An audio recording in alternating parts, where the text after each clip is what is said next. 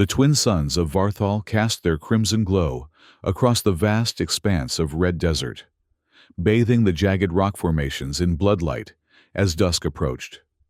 In this post-indigenous world, nomadic tribes clung to ancient teachings and myths about the heart of the desert.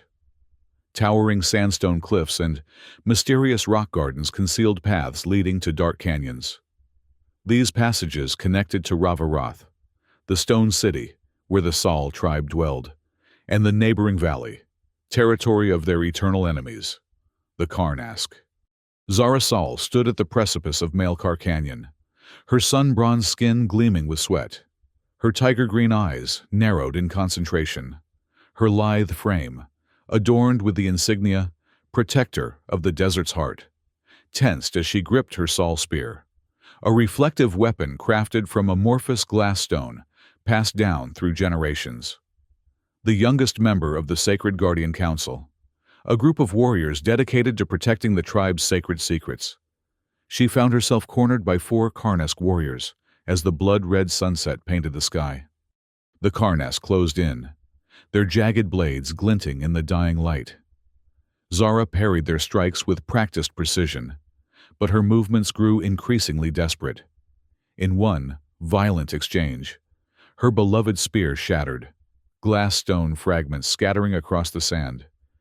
She fell to her knees, clutching a wound near the corner of her eye. The 4 enemies surrounded her, preparing for the kill. In that fateful moment, the western sky seemed to fracture, a human figure in armor spinning within red cyclone winds. A man, clearly an earth human, with a dust-covered silver-black cloak, disheveled hair, and a wary face, fell straight from the sky into a sandpit, scattering shell fragments of quantum camouflage around his body. He slowly stood, removed his helmet, wiped his eyes, and said, "Sorry I'm late. Charging weapon batteries. I was looking for my sword." The 4 Karnask warriors paused, speechless with astonishment. They had never seen a human fall from the sky before. This appearance broke their encirclement, opening a hope of escape from imminent death for Zara. The stranger, introducing himself as Ryder Kane, slowly drew a folded metal blade, shaped like a small longsword, from its sheath. With a fluid spinning strike, he easily pushed back the first 3 Karnask warriors. Zara's youthful fire ignited. She lunged forward, crossing her arms to hold down one opponent's leg, allowing Ryder to take down the 4th. Before facing the final warrior, Ryder whispered, "Sister, hold tight to your soul spear fragment. It'll serve for temporary defense." Zara glimpsed a small, metallic glimmer emanating from the stone fragment on her palm, and she lunged forward. They coordinated perfectly. Zara delivered a diagonal thrust with her spear fragment, while Ryder caught the enemy with a folding hook.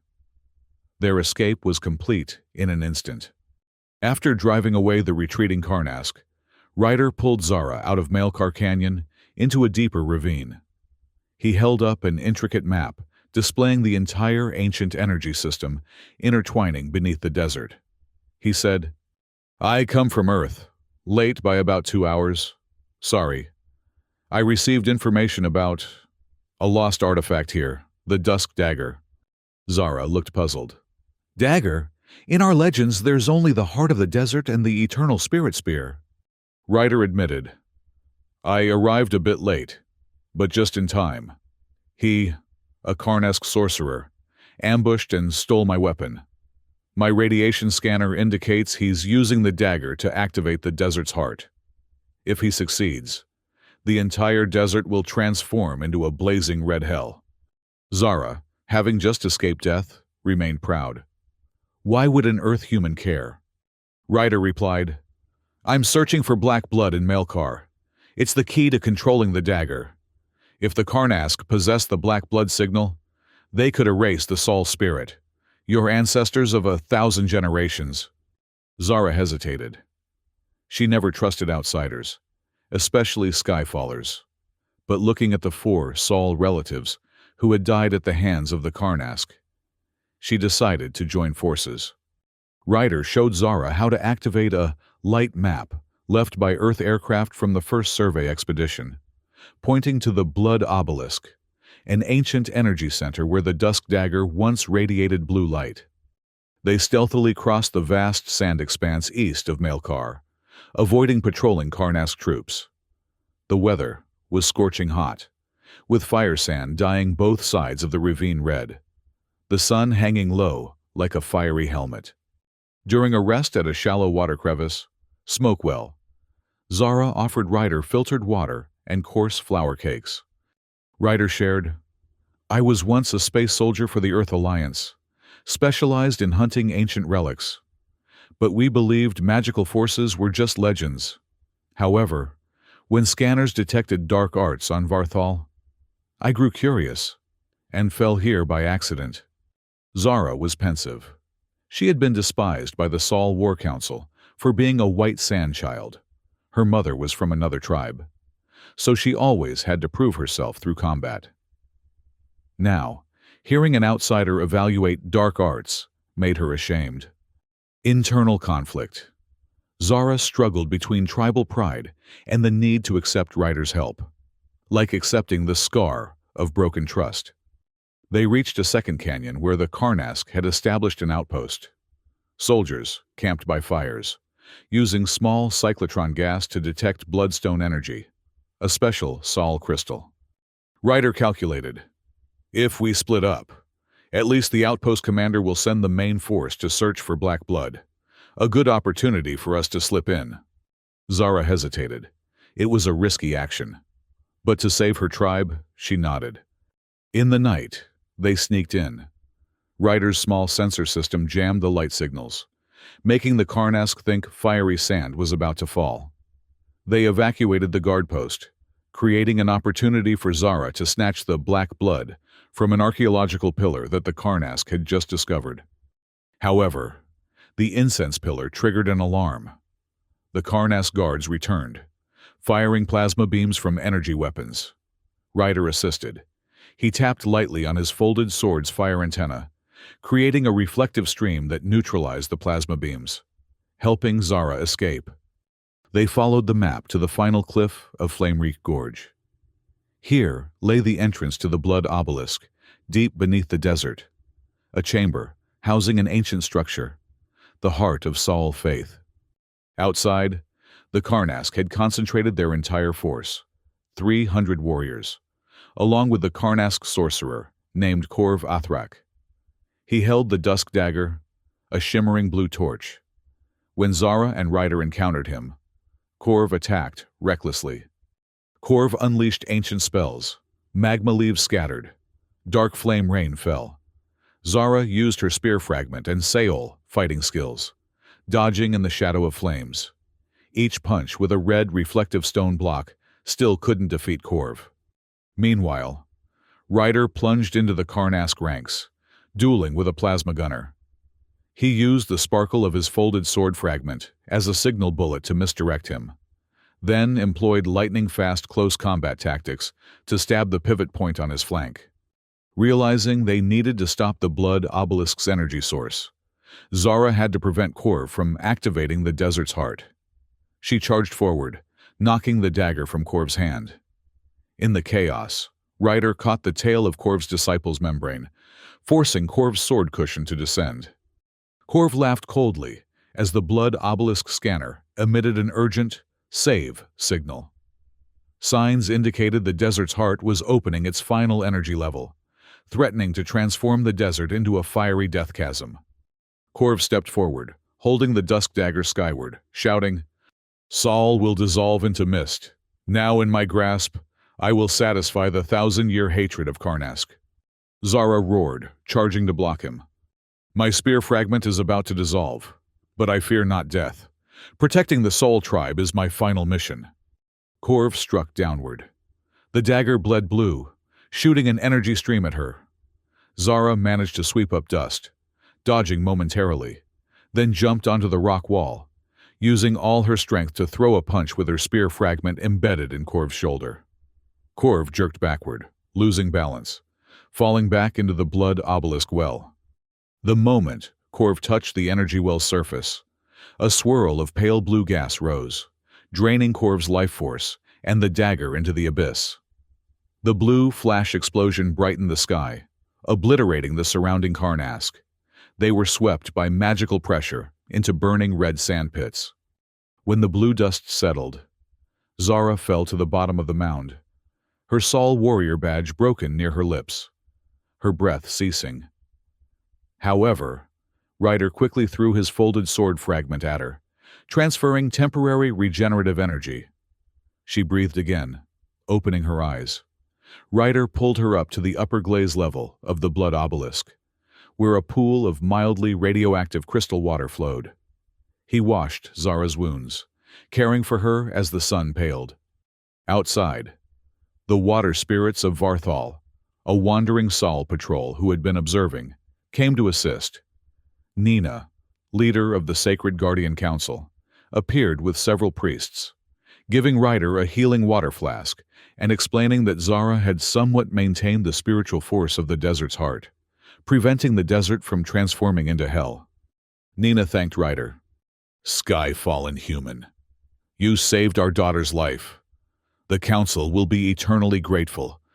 Ryder gently replied, "I don't know much about what the Saul tribe needs, but when I saw her surrounded, I had to help. I was just looking for my sword for another battle. Nothing related." Nina smiled, shaking her head. "In our tribe, a sword was never a weapon, but a symbol of the Golden Covenant. Ancestors used it to form alliances with other tribes. If you wish to claim your own sword, you must first understand the Golden Covenant of Heaven, an object that can only be found with absolute loyalty." Returning to Ravaroth, Zara was honored as protector of the desert's heart. The Saul Council solemnly presented her with the ancient ruler fragment, a piece of ancient sediment to combine with the dusk dagger, stabilizing desert energy. Ryder, standing outside the stone city, was invited by Nina to attend the spirit color viewing ceremony. During the ceremony, the Golden Covenant was revealed. It was the core metal sword of Earth humans. Its value lay not in the material, but in the loyalty of its bearer. When Zara and Ryder placed their hands on the ruler fragment and dagger, energies harmonized, creating a pale blue fissure in midair. Light shone down to the ground, forming a seal imprinted on their palms, the secret character of alliance. This meant the Soul Tribe officially signed a protective alliance with Ryder, and, metaphorically, with humanity. Amid the pounding festival drums, Zara took the tribe's transmitter microphone and declared, "On Varthal today, we not only revive Saul, but welcome friends from the stars. Together, we will preserve the desert's heart, keeping our ancestors' blood flowing through each grain of red sand." Ryder bowed respectfully. He repaid his debt. "Thank you, Saul Tribe, for giving me a new home. I promise to maintain the torch of peace." Zara's gentle smile, replacing her cold warrior smile, shone brightly amid the sea of excited eyes. The twin suns of Varthal sank below the horizon, casting long shadows across the red dunes. In the fading light, Zara and Ryder stood side by side on the highest terrace of Ravaroth, gazing out over the vast expanse of their new shared domain. The blood obelisk, now stabilized with the combined power of the ancient ruler fragment and the dusk dagger, emitted a soft blue glow, visible even from this distance, a beacon of hope in the gathering darkness. "What will you do now?" Zara asked, her voice softer than Ryder had ever heard it. The ceremony had transformed her, not just in title but in spirit. Her rigid posture had relaxed, though her warrior's vigilance remained ever present in her eyes. Ryder considered the horizon, where stars were beginning to appear. "The Earth Alliance will wonder what became of me," he said. "Eventually, they might send others. When they do, I'll be here to ensure they understand the sanctity of this place." He turned to face her. "If you'll have me as your ally." "The Golden Covenant binds us now," Zara replied, raising her palm where the secret character of alliance still faintly glowed beneath her skin. "Our fates are intertwined, Earth-human."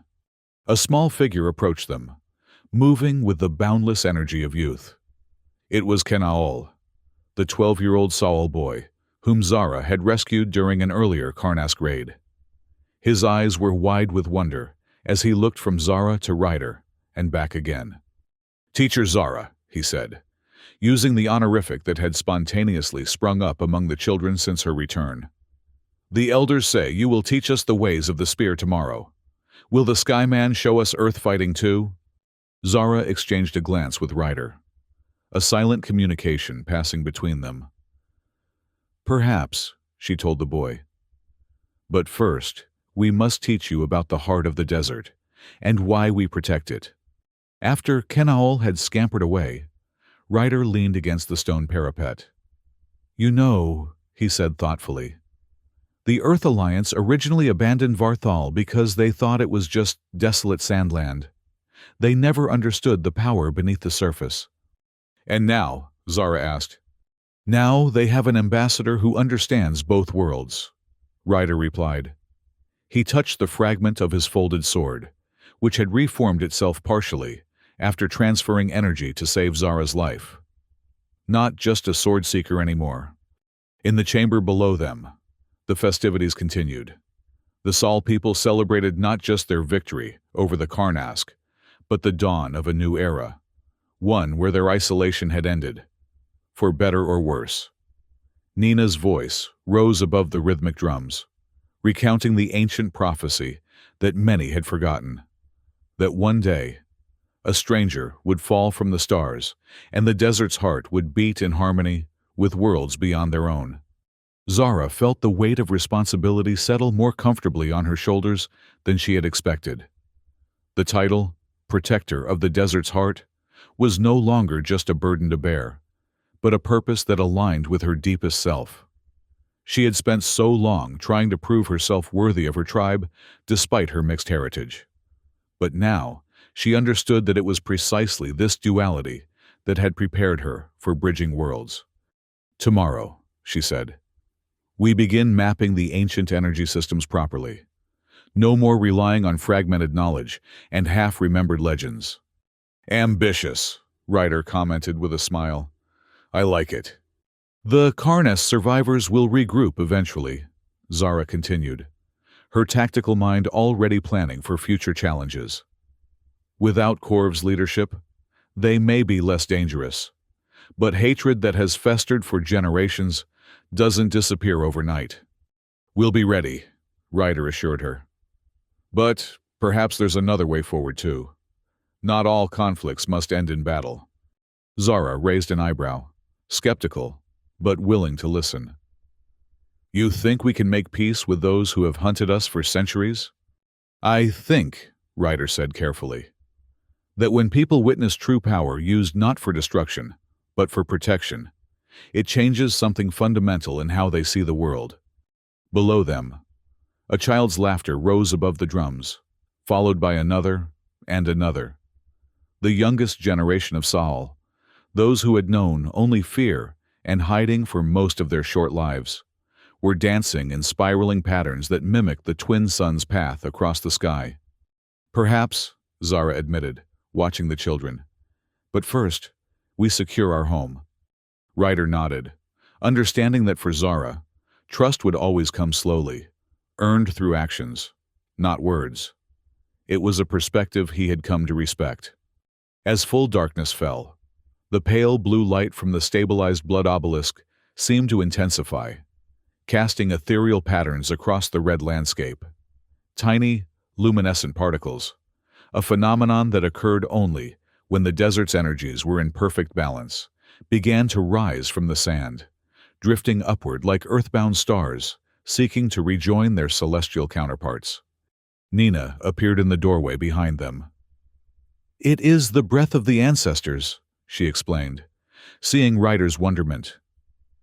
"Not seen in 3 generations. They approve of the path we have chosen." Zara straightened, her silhouette proud against the night sky.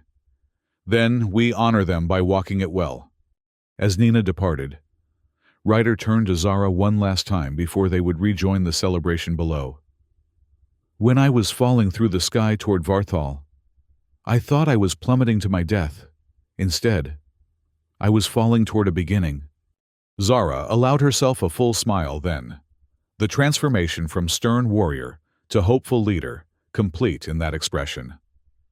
Welcome home, Ryder Kane, bearer of the Golden Covenant. Together, they descended the stone stairs to join their people, for that's what they both were now, protectors of a shared legacy, guardians of an ancient power, and architects of a future that neither could have imagined when the day began. In the heart of Rava-Roth, under the glow of crystal lamps and surrounded by the resilient Saul people, Ryder found himself thinking of his former comrades in the Earth Alliance. They had sought power in artifacts without understanding the true strength that came from connection, to a place, to a people, to a purpose larger than oneself. Perhaps someday they would understand what he had discovered here on the red sands of Varthal. Until then, he had a sword to reforge, a covenant to honor, and a desert heart to protect. The festivities continued long into the night, a celebration not of ending, but of beginning. The first day of a new alliance that would reshape the destiny of Varthal for generations to come. In the weeks that followed, life in Rava-Roth transformed gradually. Zara established a new training regime for young guardians, incorporating both traditional Saul fighting techniques and elements of earth combat that Ryder taught. The children flourished under their combined guidance, especially Kenaal, who showed remarkable aptitude for both disciplines. Ryder, meanwhile, worked with Nina and the elder priest to document and understand the ancient energy systems that crisscrossed beneath the desert. His earth technology, combined with their generational knowledge, created the most comprehensive mapping of Varthal's power sources ever achieved. Each day brought new discoveries, including smaller nodal points that could be activated to strengthen the desert's heart, without risking the catastrophic release that Korv had attempted. The ancients were brilliant engineers, Ryder remarked one evening, as he and Zara reviewed the latest findings. They created a system that could either nourish or destroy, depending on the intentions of those who wielded it. Much like your earth weapons, Zara observed, having learned much about Ryder's homeworld through their conversations. He nodded, acknowledging the parallel. Power itself is neutral. It's what we choose to do with it that matters. Their work was interrupted occasionally by reports of Karnask movement at the borders of Saul territory. Without Korv's leadership, the once unified enemy had splintered into factions, some more aggressive than others. Zara led several defensive missions to repel incursions, but she noticed something curious. When faced with the blue light of the stabilized desert's heart, now visible in small manifestations throughout Saol lands, many Karnask warriors retreated without fighting. Fear? Ryder suggested when she shared this observation. Perhaps, Zara said. Or perhaps recognition. Their legends speak of the same power as ours, just from a different perspective. To them, blue light signifies the judgment of ancestors. This insight led to a bold initiative. With Nina's blessing, Zara and Ryder prepared a delegation to approach the most moderate Karnask faction, led by a warrior named Talim, who had once saved a Saul child during a landslide, an act that had not been forgotten. The meeting took place on neutral ground, at a natural formation known as the Speaker's Stones, a circle of tall red pillars that amplified sound in strange ways, ensuring that no one could speak falsely without their voice betraying them, according to local belief. Talim arrived with a small honor guard, his scarred face revealing nothing of his thoughts as Zara and Ryder presented their proposal. A limited truce, an exchange of knowledge about the desert's dangerous zones, and most controversially, shared access to certain non-critical energy nodes that could benefit both tribes. Why should we trust the words of Saul? Talim asked, his voice echoing strangely among the stones. Especially when you stand with an outsider from beyond the sky? Zara stepped forward, her hand on her weapon, but her posture open. Because the alternative is to continue a war that has cost both our peoples everything except our stubborn pride. Because the desert itself is changing since the events at the Blood Obelisk. And because she hesitated, then committed to a truth she had only recently accepted herself. Because mixed blood is not weakness, but strength. I am part outsider myself, as you know. And now our tribe has been strengthened by alliance with another outsider. Perhaps it is time for Sol and Karnask to recognize that we are all children of the same desert. Talim studied her for a long moment, then shifted his gaze to Ryder. And you, Skyman, what do you gain from peace between our peoples? Ryder met his gaze steadily. I came seeking a weapon and found a home instead. I gain the same thing you would gain. A future where energy is harnessed for life rather than death. Something in his words seemed to resonate with Talim, who had lost family to Korv's increasingly destructive obsessions. After conferring with his advisors, he agreed to a provisional truce, 3 moons of peace, during which both sides would withdraw to agreed boundaries. It was a small beginning, fragile as a desert flower after the first rain, but it was more than anyone had achieved in living memory. As they returned to Ravaroth, Zara found herself contemplating how much had changed since that sunset, when her spear had shattered and a human had fallen from the sky. Her world had expanded beyond the boundaries of her tribe, beyond even the vast expanse of Varthol itself. She had glimpsed possibilities that her ancestors could never have imagined. "You're unusually quiet," Ryder observed as they climbed the path to the city gates. "I'm thinking about what comes next," she replied. "For generations, our purpose was simple: survive, protect the heart, resist the Karnask. Now everything is in motion, changing." Ryder smiled, understanding her mixture of excitement and apprehension. "That's what happens when worlds collide. Nothing stays the same." Zara nodded, her tiger-green eyes reflecting the last light of the setting twin suns. "Good thing I have a sky-fallen advisor to help navigate these new stars." As they passed through the gates of Ravaroth, they were greeted by Kenaol and a group of children who had been waiting eagerly for their return. The boy proudly demonstrated a new fighting stance that combined Saul balance with earth footwork. "Teacher Zara, Skyfather Ryder, did you make peace? Will the Karnask come to the Festival of Lights?" Zara laughed at his enthusiasm. "One step at a time, little warrior. First peace, then perhaps one day, friendship." Later that night, on the now familiar terrace overlooking the desert, Zara and Ryder shared a moment of quiet reflection. The Blood Obelisk glowed steadily in the distance, a reminder of both danger averted and power harnessed. "Do you ever regret it?" Zara asked suddenly. "Falling to Varthol? Becoming bound to our struggles?" Ryder considered the question seriously, as was his way. "I regret not finding this place sooner," he finally said. "I spent years collecting artifacts without understanding their true purpose.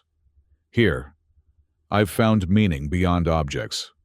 He unfolded his partially reformed sword, which now bore intricate patterns, where Saul glassstone had merged with earth metal during the energy transfer that had saved Zara's life. Besides, he added with a rare grin, "I did find my sword after all." Zara touched her own weapon, a new spear crafted from the remaining fragments of her ancestral one, reinforced with materials Ryder had contributed from his damaged armor. Like their alliance, it was a fusion of traditions, stronger for its diversity. "Tomorrow brings new challenges," she said, her voice resolute. "The deeper energy mappings, the truce enforcement, the training of the next generation. And we'll face them together," Ryder replied simply. As the stars emerged in full brilliance above Varthol, the protector of the desert's heart and the bearer of the Golden Covenant stood shoulder to shoulder, their shadows merging into one against the ancient stones of Ravaroth. Two warriors from different worlds, united in purpose, guardians of a shared future that was just beginning to unfold. The heart of the desert beat steadily beneath them, its rhythm synced with their own, a pulse of possibility echoing across the red sands, promising that what had begun with a shattered spear and a human falling from the sky would continue to reshape their world in ways neither could yet imagine, but both were ready to discover together.